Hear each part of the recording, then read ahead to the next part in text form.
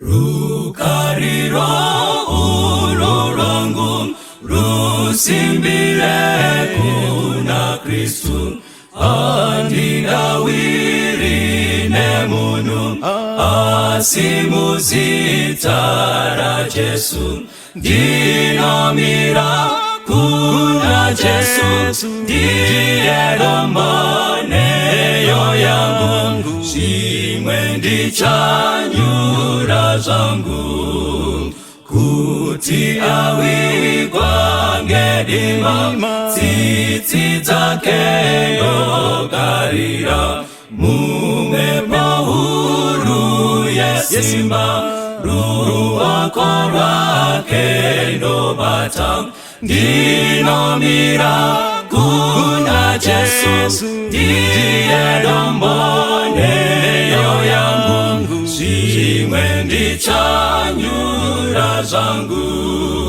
chirangano chake icho nechitsidzo cheroparo zvinondipa rusimbiro pakati pemadambudzo ndinomira kuna Jesu ndiye domboneyo yangu shimwe ndichanyura zangu apo anenge ouya netsuri ichazoridzwa ndinoda kuti ndimire na Jesu parudyi rwake ndinomira kuna Jesu ndiye domboneyo yangu shimwe ndichanyura zangu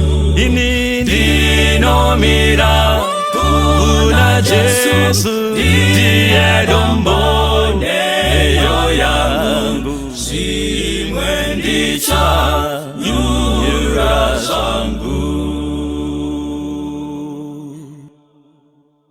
Makadiva navamwari, toda kutenda Mwari mukati menguva dzino nekuda kwerudo rwake rwatiitira sevanhu kuti tigone kusvika panguva dzakadai tichikurukura zvakanangana neshoko rake mumazuva atiri kurarama ekupedzisira. Mukati menguva dzino tichakurukura pemusoro wenyaya unoti zvanga zvazoita sei, zvanga zvazoita sei. Ngati namatei.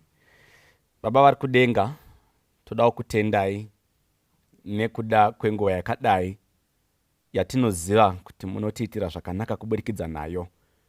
Chititungamirirai kuti zvese kana zvichiitwa zviitwe mukukudzwa kwezita renyu, pakupedzisira tigoponeswa. Maita yenyu tinonamata muzita raJesu Kristu. Amen. Toda kuti tidzidze kubva book ya 1 Kings chapter 13. Book ya madzimambo chapter 13 ine nyaya iripo yakanangana nemurume asina kutaurwa zita rake, asi ane nyaya inogona kutibatsira mukati meupenyu watiri kurarama. Bhaibheri, shoko raMwari, rinoburitsa murume uyu paverse 1 zvinotarira mumwe munhu waMwari wakanga arayirwa neshoko raJehovha wakabva kwaJudha akasvika kuBheteri. Jerobhoamu wakanga amire paaritari achipisa zvinonhuhwira. Verse 1 of chapter 13 ine vanhu 2 vairi kuburitsa nenzvimbo mbiri dziri kubuda. Munhu wekutanga haana kupiwa zita. Bhaibheri rinongoti zvino mumwe murume wakanga ari munhu waMwari. Saka munhu wekutanga ari mukati meshoko raMwari on chapter 13 munhu waMwari. Munhu wechitu ari kubuda ainzi Jerobhoamu, akanga ari mambo. Nzvimbo yekutanga iri kubuda yainzi Judha, yechipiri yainzi Bheteri. So now Bhaibheri pariri kutaura apa riri kuti pane munhu akanga ari munhu waMwari. Ari munhu waMwari kudaro akapiwa shoko raJehovha. In other words, akawana communication kubva kudenga. awana communication kubva kudenga, ndokubva asimuka kwaakanga ari kwa Judha. Abva kwa Judha anoenda kuBheteri. Achisvika kuBheteri ndo panobuda zita ramambo Jerobhoamu. Mambo Jerobhoamu paari kubuda, ari kutanga achitobuda achinzi akanga akamira paaritari achipisa zvinonhuhwira. Bhaibheri rinopfuurira mberi. Verse number 2, murume uyu paanosvika, akanga achinzi munhu waMwari, anosvika haana waanotaura naye. Ende mufanira kuti munzwisise kuti kana mambo achiita event, haaite event ari ega. Mambo kana achiita event, ane vanhu vanenge vakaungana vari paari. So nedzimwe pfungwa, Jerobhoamu ari kupisa zvinonhuhwira, achipisa zvinonhuhwira paaritari, akanga aine vanhu vakanga varipo vakanga vachiona, vachiteedzera maproceedings ese sekupuwa kwaakanga achiita. Bhaibheri, shoko raMwari rinoti munhu waMwari anobva asvika. Munhu waMwari achisvika paya, haana waakamhoresa. Chero namambo Jerobhoamu haana kumumhoresa. Haana waakataura naye pavanhu vese vakanga vakaungana paya. Munhu waMwari akataura nearitari yaipisirwa zvinonhuhwira namambo Jerobhoamu. So verse 2 inoti, ipapo munhu waMwari akadanidzira achitaura nearitari. Paanotaura nearitari, akati kuaritari, aritari iwe, aritari iwe, zvanzi naJehovha. Saka toda kuti munzwisise pfungwa iyi. Bhaibheri, shoko raMwari, riri kuburitsa munhu waMwari achiuya nemessage yabva kuna Mwari. Auya nemessage yabva kuna Mwari, haina kusvika ichienda kuvanhu. Message iyi yakasvika ichienda kuaritari. So as he was speaking to that altar, ndopa anoti iwe aritari iwe, zvanzi naJehovha. And the news was, munzvimbo iyi muchazvarwa mwanakomana achazoita mambo. Now, technically, munhu waMwari ari kuti, munhu ari mambo aripo izvozvi, ane zvaari kuita, zviri kuteedzerwa nevanhu vese ava. Ndauya kuzokuudzai kuti there is a new king that is coming. Ende munhu ushu, kana achinge auya, he is not going to abuse the altar sezviri kuita aripo uyu. Saka nedzimwe pfungwa, Jerobhoamu akanga ari mambo aiseenzesa zvinhu zvakanga zviri zvaMwari wrongly, kana kuti nenzira dzaisafadza Mwari, kusvika Mwari atumira munhu wake akanga ari munhu waMwari kuuya kuzoudza message kualtar kuti ndoda kutaura iwe aritari, one day you shall be free, nekuti uchaseenzeswa zvakanangana nekunamata kwaMwari wazvokwadi. Zvisiri zvinoitwa naJerobhoamu zviri wrong. So a message was coming in directly to King Jeroboam that your reign will come to pass. It's a matter of time. You have been doing a lot of things that are against God. And on that regard, Mwari haasi kufara nazvo. And nekuda kwaizvozvo, Mwari afunga plan yekuti aite mumwe mambo anogona kuteedzera izvo zvakatarwa naMwari mumazuva ekurarama nekutonga kwake. Let me mention kuti Mwari kana aine zvaanenge atiitira mukati meupenyu, atiisa panzvimbo dzakakwirira, ane zvaanotarisira kuti zvigone kuitwa nevanhu vanotya Mwari, vachizviita mukukudzwa kwezita rake.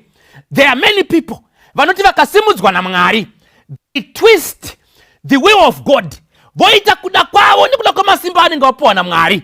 God is saying through the men of God mubhuku yaMadzimambo chapter 13, it's just but a matter of time. God will not be patient for so long.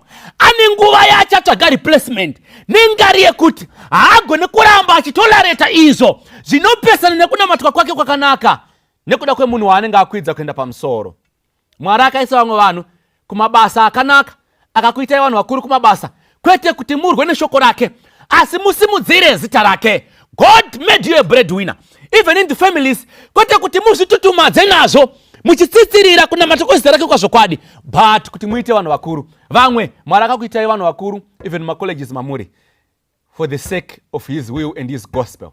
Mamwe Mwari akakuitai vanhu vakuru mukati even mehurumende, not kuti muite zvamunoda kuburikidza nesimba iroro, asi kuti zita raMwari rikudzwe kuburikidza nazvo. Saka Mwari kana akatarisa, one day he will speak to the altar through his men, kuti iwe aritari iwewe, iwe aritari iwewe, there is going to be a son that will be born.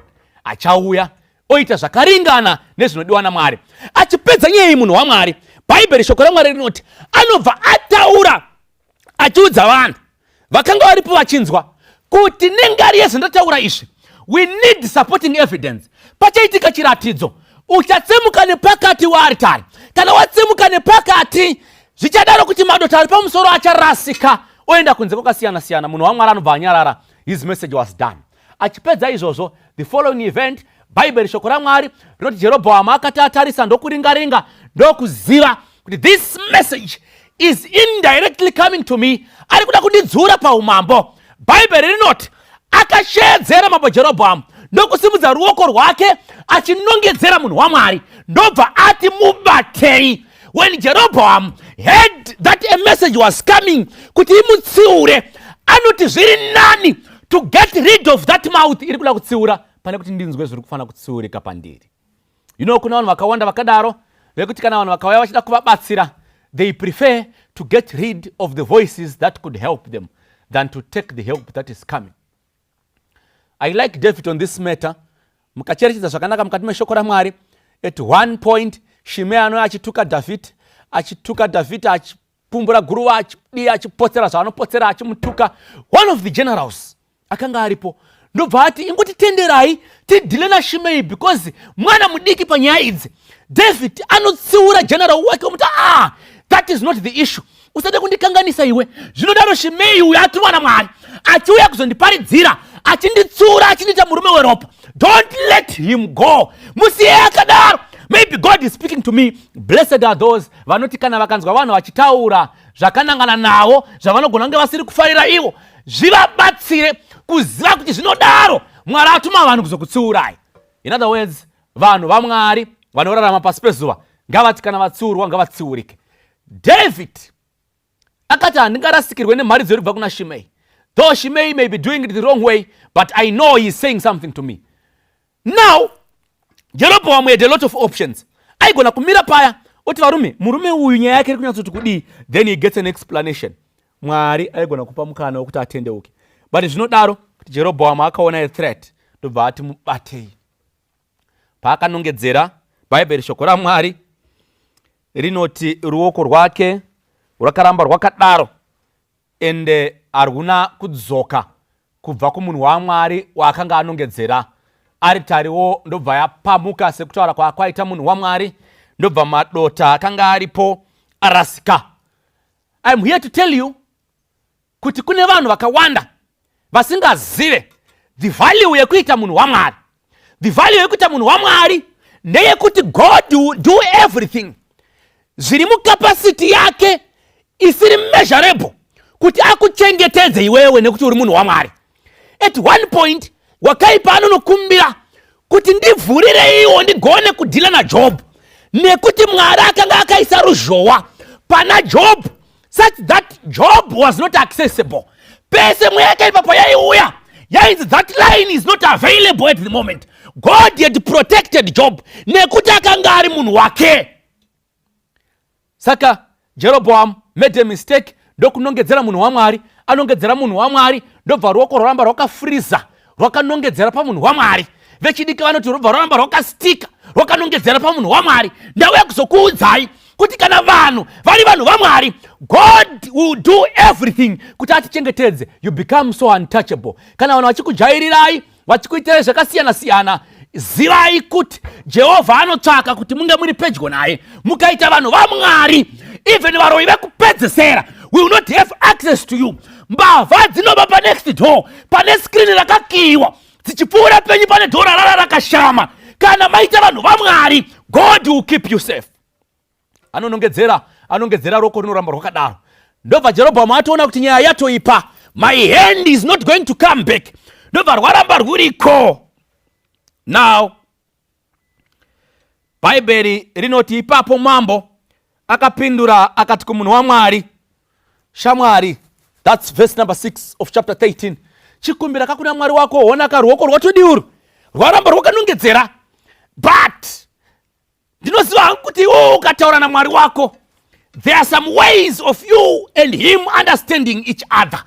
Nekuti muimba anoimba oti my Lord and I, kuzivana kwa Mwari nevanhu vake. Jerobhoamu ndobva akumbira akati, ndinokumbira kuti utaure naye, nekuti ruoko rwangu urwu rwatoita zvisirizvo. Vakakomborerwa vakaita saJerobhoamu, vanoziva kuti kana taita mistake and an error, where is it supposed to be rectified? Zvinogadzirwa kupiko zvatavhiringa izvi? Akaziva there is no any other way than to this person anozivana naMwari wake andisvitse paari, nekuti iye naMwari vanopota vachitaurirana, vanonzwanana. Zviri kundiburitsira pachena kuti kana tikaita vanhu vaMwari, we have access to God at any time. Ende chese chatinenge tataura naMwari, God will respect that. Do you remember Elijah at some point? Anoti avhiringana naAhabu, vavhiringana paya, Elijah makes a statement, ndobva ataura akati hakunai kusvika ndareva ini. Then he ran away with his message that he had mentioned. Mwari ndobva atonyora, ngirozi torai mabhuku nemapeni murekodhi. Mukomana ati pasi apa pasi kuzonaya kusvika areva iye. Saka zvomoita intensify even security, kuti asadyiwe nezvikara. Intensify even his immunity yemumwiri, asarware. Zokwadi kana Elijah akafa, asi ataura mashoko ekuti kusvika ndareva ini tingapinde busy yekuita pre-resurrection before resurrection, nekuti hakunganaye asina kutaura. Mwari akapinda busy kudenga, nekuti munhu wake akanga ataura kuti hakunaye kusvika ndareva ini. It's only that vanhu vaMwari havazive capacity yavainayo nekuda kweushamwari hwavangaite naMwari, kuti kana tikaita vanhu vaMwari tinogona kusvika papi. Shamwari dzaMwari dzinoziva kuti Mwari at any given time anovaitira zvese. Jerobhoamu anoti shamwari iwe ndiwe unotamba naMwari, ndimuri tozivana ende pawasimuka kubva kwaJudha ndiye akupa message, saka hausitazve musoro wako. Ndazviona even maputikiro aita aritari, handakumboona zvakadaro. Aritari yaputika zvekutodaro, zvekuti neniwo ndavhunduka nevanhu vaakutya, asi ruoko rwangu zveharuna kudzoka. Chindibatsira iwewe, chindibatsirawo. Taura naMwari wani wako. Shoko raMwari rinopfuurira mberi rinoti, asi munhu waMwari wakati kuna mambo, ndobva asi munhu waMwari akanamata. Munhu waMwari anamata mambo, ruoko ndobva rwadzoka panzvimbo. Ruoko rwadzoka panzvimbo. Jeroboam was healed. Ndauya kuzokuudzai vanhu vaMwari kuti kana tikaita vanhu vaMwari, our prayers are so powerful zvekuti we can move mountains. Kana tikaita vanhu vaMwari tikanamata, zvakuenda panzvimbo pasiripo zvinodzoka pari right. Munhu waMwari akanamatira Jeroboam. Jeroboam akanga aita zvisina basa, ruoko rukabhenda. Apedza kumunamatira, ruoko rukadzoka panzvimbo. Munhu waMwari anamata kuna Mwari wake. There are other issues dziri mukati medzimba dzedu dzatinofungidzira kuti koidzi toita seiko nadzo. Prayer is the key. Kana mukanonamata, Mwari ari kumusoro kudenga hake anoziva kuti vanamata ava vanhu vangu. God knows us by name. He knows even the number of hairs in our heads. Zvakadaro zvekuti chero mazwi edu anoaziva. Chero Mwari aine imwe schedule, akanzwa munhu wake anamata, God will pay attention and grant thy will. Sekudaro Bible shoko raMwari rinoti at one point, kunyangwe mhinduro yakanga yakachengetwa nemuchinda wePersia in the book of Daniel, Daniel achiedza kuti awane mhinduro kubva kuna Mwari 21 days, the answer did not come until Jesu apindira panyaya iyi. Jesu apindira panyaya iyi, panozondosvika mhinduro yaDaniel inoti pawakafunga kuti wakuda kunamata. When we then pray, it means taenda an extra mile. Patinotera kutofunga kuti toda kunamata, Mwari anenge atofunga kuti otipindura chirudzii.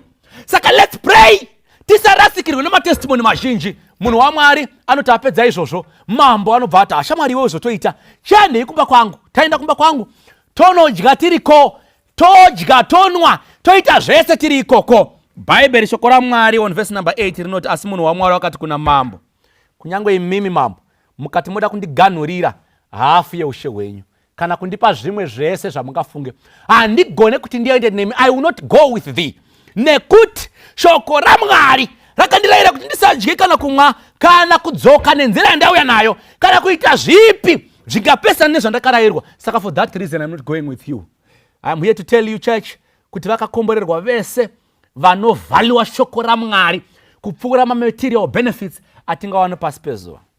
Pana vanhu vakawanda vakanditarisa vakatsinhanisa shoko raMwari nezvavakagona kuwana panyika. Musi wamakangonzi muri kufanira kuti muwane munda woyo muri kufanira kuti kana mauwana condition yekuti muwane munda uyu ndeyekutiwo semunhu mukuru hamugone kuzongouya musina chamakabata, makaenda mune zvamakabata zvizhinji ndobva manobata kudaro kuti muwane material gains pano panyika. Kune vamwe vanhu vari pano pasi pezuva vanonamata Mwari vachimutya sekutaura kwavo. There are people vanotozivikanwa nenyaya yekunamata asi nengari yekuti vada zvinhu zvenyika vazhinji vavo vakaromba. Komadireiko kudaro? Munhu waMwari haatsinhanise shoko raMwari nezvinhu zvisina basa. Uyo akaramba uyakati mama, even half of your kingdom I will not take. Zvazvaireva ndezvekuti dai mambo akabvuma aigona kumupa hafu yeushe hwake kuti iwe huona kazvatakuita pano waakuenda uchinotonga hafu ishi yebheteri ini ndaakutongawo hafu iyi. Voita madzimambo mairi but he said I will not. Pfuma pano pasi isina Mwari haindibatsire. Ndauya kuzokuudzai vanhu vaMwari. Kune vanhu vakanditarisa vane madigiri avo ekuti akateedzerwa kuti akabva nepapi nzira dzacho dzasina kururama. They wanted and valued planet gains dzepano pasi panyika kupfuura shoko raMwari. Pana vanhu vakawanda vari pano vakanditarisa vakarara nevarume vevanhu nekuti vane mari dzerendi dzavaida. Kune vanhu vakawanda vari pano vakanditarisa vakagara mudzimba dzakarakwa nemari yeropa vakauraya vanhu vazhinji nengari yekuti vaida kugara pakanaka. They want people to see them. They are not worried about what God says about them. Ndauya kuzokutaurirai kuti munhu waMwari haanaro. Munhu waMwari anoita zvaMwari kupfuura zvenyika. Uyo akati amambo kunyange mungada kunodya neni endai henyu kustate house kwenyu munopuhwa nevanokupai chikafu mudye muri mega munwe muriko. Munhu waMwari aigona kutarisa watch ona kuti zveshuwa ndaona a lifetime privilege yekuti ndadedzwawo nevakuru kuti ndinodya navo ndipinde navo ndiri mumotakedi ndichipindawo navo mukati mepalace. But he did not do that. Akasiyana nazvo nekuti shoko raMwari rinokosha kupfuura zvimwe zvinhu zvese pasi pezuva. Munhu waMwari anoti aramba anobva asimuka verse 10 rwendo akudzokera. Verse 11 imwe nyaya inotanga inoita kunge part 2 kana chapter 2 yezvaitika from verse 1 to 10. Verse 11 zvinonzi pabheteri ipapo bhaibheri shoko raMwari richitaura pakanga paine mumwe murume akanga aripo akanga ari muprofita mutana. Let me say he was a retiree. Aripo agere vana vake ndo vakatouya kuprogramu yaJerobhoamu. He did not come, he was not there. Maybe by virtue of age akanga achembera akati handingagone kuenda ikoko. Saka zvinodaro kuti vana vake vari ikoko vakaona maproceedings ese maitikiro akaitika zvinhu. Munhu waMwari achisvika achitaura nearitari achisvikapo obva anongedzerwa naJerobhoamu ruoko roramba rwakadaro achinamatira Jerobhoamu achipora vachikokana kuti vanodya iye achiramba achidzokera nekuda kweshoko raJehovha. Vana vake vakanga varipo, they had all the details. Now bhaibheri shoko raMwari rinoti vana ava vakanoudza baba vavo vakanga vari muprofita mutana mashoko ezvese zvakanga zvaitika kwavakanga vari. Verse number 12 bhaibheri rinoti baba vavo havana kuzobuda kunzwa zvakawanda. Very quickly vanobva vati sungai mbongoro yangu mundiratidze mundiudze kuti aenda nekupi. Bhaibheri shoko raMwari rinoti vakomana ava kana kuti vana ava vakanga vaona kwanga kwaenda nemunhu waMwari ndobva varadza baba vavo nzira, baba vavo vakatevera. Chechi ndiri kuzokuudzai kuti zvamunoita imimi sevanhu vaMwari zvinozivikanwa nevanhu to detail. People who follow everything that you do, whether mafunga kuti private life or a public. Ndosaka muchiona kuti kana muchita zvekunamata Mwari muri maKristu chero mukaenda kuBeit Bridge munogona kunomoreswa nezere kuchechi makadiko elder makadi mufundisi makadi enyu gosa madzibaba makadi unoshamisika kuti munhu akandiwana kupi. People follow every detail that has to do nezvemunhu waMwari. Vafana vakanga varipo zvekusvika pakuteera nekuziva nzira yaenda nemunhu waMwari kuti uyo hoyo aenda neuko hoyo aenda neuko. Ndava kuzokutaurirai kuti kana tozogara muri kuzivikanwa. Pana vanhu vakawanda vanoita zvisina basa vari makristu vachifungidzira kuti we are hiding. You are hiding from nowhere. Hapana kuwanda kuseri kwechigunwe. Muri kuzikanwa nyaya dzenyu. Vanhu vaMwari vanoteererwa nekuda kuzikanwa kuti zvinofamba nepapi. Ndava kuzokutaurirai kuti mubva maziva. Kana chidhakwa chikashuta mafirimu akawanda sei, Metro inogona kuignora isi nyaya kwayo. Munhu wekuchechi anonamata Mwari ngaangoita zvidiki-diki zvekungopfuura nepamba pepanogara pfambi kungonzi apfuura nepo picture rake rikatorwa, unoita kunge uchabvarurwa kunzi he had spent a walk through the path, whatever they may mention it, kuti vangoburitsa chete kuti vangori panzvimbo isiriyo. Saka vanhu vese vari vanhu vaMwari vanofana kuziva kuti zvese zvavanoita zvinoteerwa nekuteedzerwa, and to detail. Ende vanhu vanofarira kuripota nyaya dzevanhu vari vanhu vaMwari. Maizviziva here kuti Mwari kwamuri ikoko mugere kwamakagara, biti kugeto, biti kupi, vanhu kunyange mukasava mhoresa vanoziva kuti apa panogara munhu waMwari apa anoenda kuchechi. Zviedzei mungaenda kune imwe nzvimbo yamusingazikanwe mondosvika ikoko moita zvisina basa, munoshamisika muchimhoreswa nezita rekuchechi kwenyu. Vanhu vanoziva vanhu vaMwari nevanhu vaMwari zvavanofanira kuti vaite. Saka pana vanhu vakawanda vari pano who were supposed to represent God well, but they misrepresented God. Why? They thought havasi kuzikanwa, ivo vachizikanwa zvavo. Profita Mutana Bhaibheri rinoti akasimuka ari padhongi rake, ndobva arirova, ndobva amhanya. Bhaibheri rine zvinhu zvarinoburitsa zvinondinakidza. Pfungwa yekutanga ndeyekuti mudhara uyu akanga akaneta ari muprofita Mutana, but paakanzwa nyaya iyi haana kugara pasi, akasimuka kuti atevere. Asimuka kuti atevere, murodhi maive nevamwe vanhu vakanga varimo, asi vanhu ivavo havana kumunetsa. But verse 14 inoti paakaona munhu akagara pasi pemuti womuoriki akati, ndiwe munhu waMwari here? Munotiteura here kuti mirodhi yese, street yese, vamwe vese havana fesi dzekuita vanhu vaMwari? Ndokunoti pamunhu akazvigarira, and to make matters worse, munhu haasi kufamba. Dai aifamba aigona kuti ndinoziva kuti ari parwendo, ari kudzokera, saka uyu ndiye munhu waMwari nekuti ari kufamba. But panogona kunge kudaro paitwa nevamwe vaitomhanya, asi vachimhanya kudaro akandotsvaga munhu akanga agara pasi pemuti, ndiye akati ndiwe here munhu waMwari. Just to emphasize kuti vanhu vaMwari vanozikanwa. The description inogona kunge yakapiwa nevana vake could be enough, iyo kuona nemaziso ake akagutsikana kuti uyu munhu waMwari. Conversation inotanga, ndiwe here munhu waMwari, zvikanzi hongu ndini, zvikanzi ashamwari iwe handi tinodya kumba, ngatidzokerei kumba, tinodii, tinodya.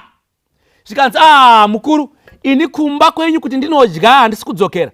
Nofunga in any case vanhu vakuudzai nezvangu havana kuudzai kuti atomborambira mambo. Saka imimi zvenyu nekuchembera kwamakaita uku, I am not going anywhere. Ndine shoko raMwari randapuwa rekuti shoko iroro rinondiudza kuti handifanire kudya kana kunwa ndichiri kuno. And for that matter, nzira yamutoona yanditofamba ndiri mairi haisiriyo yandauya nayo, nekuti handanzi handifanire kudzokera nenzira yandauya nayo. Saka zvamakutaura izvi zvekuti ndidzokere hazvigoni kundibatsira. Maiziva here church, before we go any further, kuti murume uyu Bhaibheri harispecify kuti munhu waMwari akamira kana kugara pasi pemuoriki nguva yakareba sei. Number 1. Number 2, instruction yemunhu waMwari haina kumbouya yakanongedzera nekuzorora kwake parwendo. Saka dzimwe pfungwa dzinonditi munhu waMwari akaita mistake nekumbozorora pasi pemuoriki, ndobva zvaenda musango. Vanhu vaMwari ndaya kuzokutaurirai, kuna vanhu vakawanda vari pano vakanditarisa vanoita gemu kana tsika yekumbozorora kunamata. You are putting yourself at a risk. Muprofita Mutana ari kutevera. Pane vanhu vakanditarisa vanoti chero mabasa akupuwa emusangano raMwari vanoti gore nombondizorodzai. Don't make a mistake of resting. Nekuti rwendo rwenyu haruna kuzorora uku, runofanira kupfuurira mberi ruchifamba. In case muprofita Mutana anokuwanai makagara muri ipapo. Kuna vanhu vakawanda vakati zvekunamata zvakunetsa izvi nenyaya dzelockdown nemacovid, regai timbozorora timboita zvimwe. Iye zvino vanenge vari vari mumabhawa, vanenge vari mumastreets, vanenge vari mudzimba dzevaridzi, vanenge vachiba, vari kutengesa zvisingatengeswi, vari kuita zvese. Mazorora pakunamata, magara pasi pemuoriki. Munhu waMwari mazororeiko naye vakomana? Muprofita Mutana ari kuuya. Zvinogona kudaro kuti dai munhu waMwari asina kuzorora pamwe rwendo rwari ruri pedyo, zvekuti muprofita mutana aigona kutadza kumubata, kana kuti aimubata afamba a bit further zvekuti zvaisa make sense kundodya kuBheteri than kunodya kwaJudha kwaaienda. Zvinogona kudaro kuti dai munhu waMwari asina kumira achifamba ari murwendo, muprofita mutana aigona kuzomubata mukomana akusvika zvekuti zvainyadzisa kuti anzi atarisa guta reJudha onzi adzokera kumashure. Zvinogona kudaro kuti dai munhu waMwari asina kuzorora aigona kuwanikwa nemuprofita mutana vanhu vemaJudha vakutomuchungamidza kuti madzoka mabva kunosiya shoko raMwari, zvekuti muprofita mutana aishaya maitiro aangaite kuti akonese mukomana uyu. But nyaya yekuzorora zvine njodzi, kuzorora kubva pamberi paMwari. It's very dangerous to rest when we are in this battle. The church militant should not have time to rest, for we are surviving in the context of the great controversy, apo wakaipa ari kudhonza tambo zvekurwa nesu zvekusada kutiona tichibuda, saka tikangozorora it's a chance to him. Varume vatazvetago 4 mukavacherechedza vakomana vaya vanodhonzana tambo iya vakaholda breath. Chavanoita ivo vanotaimira panofema umwe, paunongofema waenda. Saka pamafunga kuti muzorore could be a very dangerous point, nekuti mukazorora wakaipa anokunhongai. Ndobva vataura paya muprofita mutana pandinonyanyoda. Bhaibheri shoko raMwari rinoti ipapo akati kwaari, neniwo shamwari ndiri muprofita sewe. Mutumwa atouya kwandiri akanditaurira, ndobva andiudza nyaya yako iyi, saka uri kufanira kuti tidzokere tese. Tererai pfungwa yekutanga. Pfungwa yekutanga ndeyekuti muprofita mutana akachedzera ndobva audza mukomana akati Mwari, I am just a prophet like you. Pane vanhu vakawanda chechi yaJesu vanyudzwa nevanhu vakangofananawo navo. Maizviziva here imi kuti vanhu vachatitadzisa kuenda kudenga havazi vanhu vekure, vanhu vane unhu hwakafanana nehwedu, vanhu vanodya zvatinodya, vanhu vanotandara sekutandara kwatinoita, vanhu vanopfeka sekupfeka kwatinoita, vanhu varingoriwa vaprofita sesu. Vanhu vakawanda vanenge vari paforefront yelist yekuvhiringa vanhu kuenda kudenga shamwari dzedu, nekuti kana akauya ndaparamura akasvika kuti hazvina basa zvakangofanana, hauzive kutanga, takatombozviitawo izvi, akasike kutanga, ndiwe here watanga nazvo, siyana nazvo, we are just like you. Munhu otofila so comfortable. Muprofita mutana akaisa munhu waMwari mucomfortable zone nekungomudza kuti ndiri muprofita sei. Ukarova guka nhasi, vanhu vakakuona uchichema uchiti handichada zveguka, wosvika kuti haikuna kunetseka, ndo toripo pageto, takangofanana newe totongoriwo guka irori. They are putting you in the comfort zone kuti uregedze kuona zvakaipa zvako. Paunosvika varume vakaungana vachitaura nyaya dzavo dzakanangana nemasmall house avo, iwe unenge wakachengeta yako uchishaya kuti ndodiko ndine small house. Paunonzwa 2-3 vachitaura utinoti maiwe zvaura vaprofita useni, saka ndiri right. Kanzwa vanhu vachitaura zvemadhigiri avo asina kutsarukana, vanoti dai pasina lecturer ninge wandakapa mari yakati, wotofila comfortable because you are just not alone in the saga. Ndauya kuzokutaurirai kuti vanhu vakawanda tichanyudzwa navanhu vekuziva, tichanyudzwa nedzemudanga. Profita mutana apedza kutaura izvi, Bhaibheri rinoti akati ndaudzwa nemutumwa waMwari eziningirozi. Munhu waMwari ane shoko rabva kuna Mwari. Muprofita mutana ane shoko rabva kumutumwa waMwari, subordinate yaMwari. Asi munhu waMwari hoyo pfungwa dzavhiringika, tobva ateerera hake. Bhaibheri rinoburitsa pachena kuti akadaro kwaari achimurevera nhema. U10 dongi riri pamberi, profita mutana achiteera, munhu waMwari achiteera. Vadzokera zvekuBheteri. Ko metsi yarasika papi nai munhu waMwari? Ndizvo here zvawakawirirana naMwari? Ingawane mamwe mabenefits masvinu wafofita ukati handingadye namambo, handingatore hafu yekingdom yamambo. Ko wazodzokera seiko nemuprofita mutana atouya nedhongi for that matter, and hausi kutoziva kuti kumba kwake kwacho chikafu chacho chiriko here? Ko nai munhu waMwari zvazoita seiko? Ko zvazodii? Bhaibheri roti makanga muchimhanya zvakanaka. Ko chiko chazoita kuti musiye all along? We are counting on you. Kuna vanhu vakawanda vakanditarisa mukati menguva dzino. We have been very big people in this church. Some of them were church elders. Mwari was counting on you in this race of Christianity. muchitungamirira vanhu vake, but ameno pamakangozorora iye zvino hamuchabatiki. Ndimi makutenga doro rakawanda kupfuura vamwe kubhawa.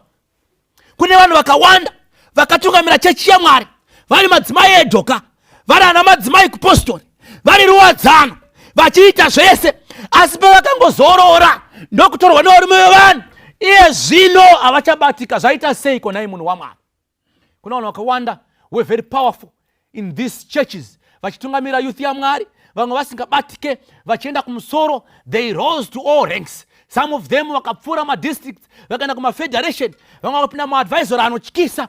But pavakangozorora pasemuoric, iye zvino havachatangika. Vane vanhu vakawanda vanochema navo. Ko zvaita seiko munhu waMwari? Mazorora seiko?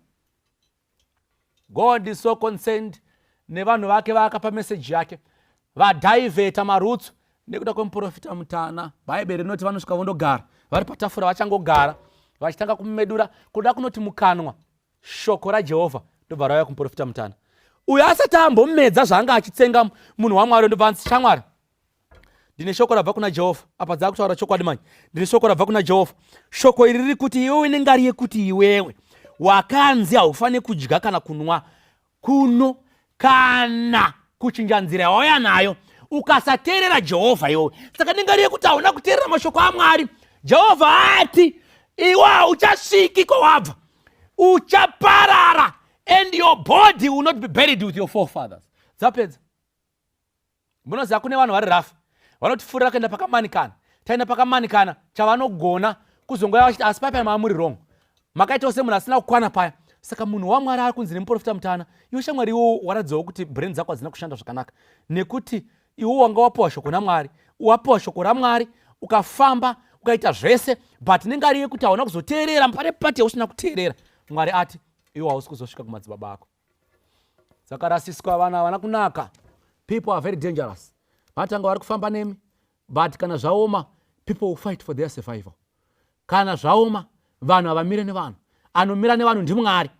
Mumwe mukuru anoparidza, tiri kuchikoro uko anonditi bamunini, bamunini, zviri nani, zviri nani, zviri nani kutadzira Mwari pane kutadzira vanhu. Vanhu vanozokuraikira pasi pebhasi, asi Mwari bedzi ndiye anogona kuzomira newe. Saka munhu waMwari uyo zvatoenda nepamwe, kana chikafu haana kuzopedza kudya, anosimuka asimuka, anotanga kufamba achienda. Paanofamba achienda aramwa, Bhaibheri rinoti shumba yakasangana naye mukati menzira, ndobva yamubvambura. Shumba yamubvambura, inomutora yomuisa mukati meroad, ndobva yamira parutivi. Listen to the drama. Ndobva yamira parutivi. Ishumba iyi inodya nyama, ndobva yamira parutivi. Mbongoro yemunhu waMwari ndobva yamirawo parutivi. Saka zvazviri zvitatu: mbongoro yemunhu waMwari, shumba yakanga yamubvambura, nemutumbi wemunhu waMwari zvakazvambarara zviri panzira. Shumba, Bhaibheri rinoti, haina kudya munhu waMwari kana kudya mbongoro yakanga iri parutivi. Kana Mwari achida kusvitsa meseji yake anoita zviri extraordinary. Shumba yakaita vegetarian that time, ikati handingadye bhodhi yemunhu waMwari. Munhu akanga achinzi munhu waMwari achirumbidzwa nevanhu, ndobva atadza kuteerera Mwari zvekudzoserwa nemuprofita mutana. Handingadye bhodhi yakadai inotadzira Mwari zvakadai. Even the lion of the jungle ikati hazviite, uyu munhu uyu atadza kuteerera zvitaurwa naMwari, yeti Mwari angamuisa panzvimbo yakakwirira, handingambopedze nguva yangu ndichidya munhu akadai. Shumba ikasiya.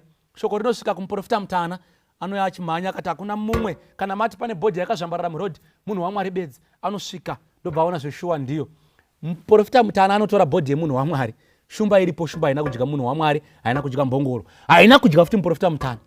Ndobva yavasiya, ndobva vatora, ndobva vaenda. Shumba ikaenda zvayo musango mayakaenda. Ndobva asvika kuya, ndobva anomuviga, amuviga. Bhaibheri rinoti akachema munhu waMwari achiti, nhai munun'una wangu. And that was the end of the story. Verse 31, Jerobhoamu akutopfuurira kumberi kune mavhesi anoteera, akutotendeuka kuzvazvaitika. Jerobhoamu akanga atombori mutadzi kwekutanga akasara achitendeuka, asi munhu akanga ari munhu waMwari zvatovharana, just like that. And he never got the chance and the privilege to be buried with his forefathers. Nekuda kwekutadza kuteerera shoko raMwari. Teererai vanhu vaMwari, manga muchifamba zvakanaka, zvinhu zvichitofamba mune zvakanaka, ko zvazoita sei? Ko zvazodii? Mwari aitemba nemimi, ndobva aisa zvinoyera zvake pamuri, akacount on you several occasions. Pese paitonzi pauda kuzi paito chakati, pauda munhu anonomirira azere nemweya, ndimaisarudzwa. Ko zvazoita sei? Ko zvazoita sei nai munhu waMwari? Kuzofa rufu rwebenzi kudai, kusvika muprofita mutana ati nhai munun'una wangu, chikafu chaakanga vadzokera kumba haana kunodya, rwendo haana kurwupedza, zvaakanga atumwa naMwari neparutivi, kutora hake kuti adyewo namambo haana chaakadya, kuti atoro hake afuye kingdom haana kutora. Ko zvaita sei nai munhu waMwari? Ko zvanga zvazoita sei? Ndauya kuzokutaurirai vanhu vaMwari kuti Mwari kana akatarisa tine simba rekuita vanhu vaMwari, rekunamatira vanorwara vachipora, rekunamatira vakaremerwa mitoro ichiturwa, vakasungikana vese vachisunungurwa nezita raJesu. Ende zvinodaro nekuti Mwari akatiratidza mushoko rake kuti pamunhu waMwari akaita kuti zvidaro. Ende zvinodaro kuti Mwari anotisesedza pakati perwendo urwu rwechikristu tichifamba mune zvakanaka tiri vanhu vaMwari. But ngatisazororei panyaya dzekunamata. If we put a pause panyaya dzekuita vanhu vaMwari, profita mutana anosvika, wakaipa anotisvikira. Ende kana wakaipa atisvikira, we have no power to resist, nekuti ane mano ekunyengera akawanda. Kana adaro, our ending will not be a very good ending. It's my prayer dai Mwari atibatsira kuti rwendo rwechikristu urwu rwatakambenge tatanga zvakanaka tigone kudzokera parwuri tichifamba mune zvakanaka. Vachiri murwendo vasati vazorora, don't rest, for the devil is working 24/7. Vakanga vazorora, I'm reassuring you that God is waiting for us to come and begin anew. Tichinge tadaro toenderera mberi nerwendo urwu, taramba tiri vanhu vaMwari, zvese zvigofamba zvakanaka, pakupedzisira tigoponeswa. Mwari akukomborerei, akuitirei zvakanaka. Amen. Petsone muchinjiko pane tsime kwaro, mvura yekurapa iyo yabva kuna Jesu.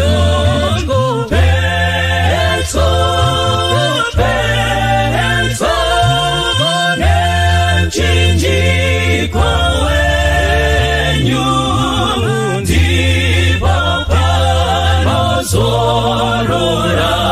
ndiwo moyo wangu wese. Petsone muchinjiko mutsawandiwana, jekeserwa kupenya kwa Jesu. Petro nemchinjiko wenyu ndipo panozorora, moyo wangu wese. Petsone muchinjiko ndomuona Jesu, tibatsire kufamba mumavute awo. Petro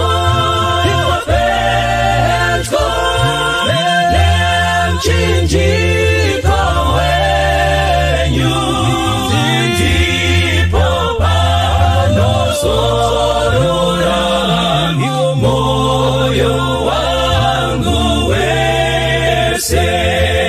Petsone muchinjiko ndorinda ndoimba, yakandizosvika iyo kwerwizi. Petro nemchinjiko wenyu ndipo